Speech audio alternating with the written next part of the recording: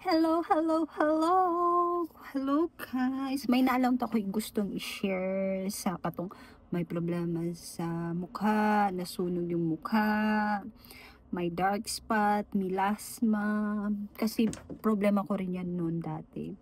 May melasma ako, tsaka madami akong mga dark spot kasi tuwing malapit na yung monthly period ko, marami ang lumalabas na tigyawat gaya nito ngayon. Pero ngayon, konti na lang kasi naalit. May isi-share akong sikreto. Usually, hindi naman siguro to sikreto.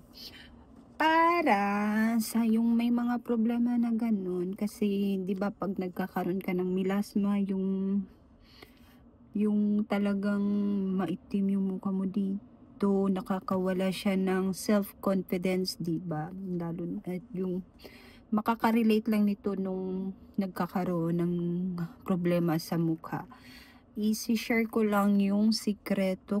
Yung ginagamit ko pala, usually sa gabi ko lang siya ginagamit eh.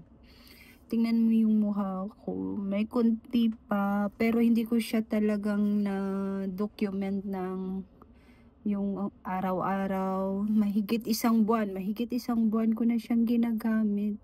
Yeah, opo, mahigit isang buwan ko na siyang ginagamit. Pero may konti pa siya. Walang filter itong ano ko ha, yung cellphone ko ha. Kahit na yung mga dark spot ng pimple, naaalis niya. May konti pa naman siya, pero light na lang. Hindi gaya noon yung talagang, yung dito ko, ang laki-laki ng melasma ko. Mayroon pa dito. Tsaka yung dito ko, ang itim-itim noon. Kala ko nga may bangas. Ano ba ang bangas sa Tagalog? Yung balahibo dito. Ito nagla-light na yung ano ng pimple ko nung may konti pa naman siya.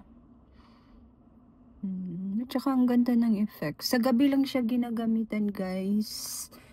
Sa gabi ko lang siya ginagamit. Pagkatapos sa umaga, usual kung ano na yung ginagamit nyo. Pero kailangan nyo talagang mag-sunscreen. Huwag kalimutang mag-sunscreen. Yung kahit na anong sunscreen, kasi paiba-iba din yung sunscreen na ginagamit ko. Ito po siya. Ito, Skin Light. Usually, yung kaibigan ko ang nag-recommend nito sa akin. Naniwala kasi ako kasi yung dark spot niya rin, yung melasma niya, mayroon siya dito. Nawala rin. So, nag-try na rin din ako. Hindi naman masama mag-try. Malay nyo, makakatulong din sa problema mo. Diba? Try mo lang. Nabibili siya kasi yung ate, sinabihan ko rin yung kapatid ko na gumamit nito kasi may melasma siya. Nag-search siya sa Shopee, may nakita siya. 400 mahigit ata yung price dun sa Shopee. Ito, Skin Light. Sa gabi lang siya nilalagay, guys. Hindi naman siya mahapdi pag ginagamit. Normal lang. Ewan ko kung anong effect sa inyo. Depende siguro kung paghiyang. Pero try lang naman. Wala namang masama sa mag-try, guys. Skin Light. Kita ba? Vlogger na vlogger. Diba?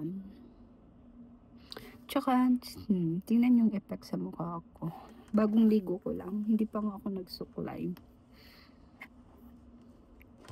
Thank you for watching. Paki-subscribe na lang, guys, para sa ibang update. Bye-bye!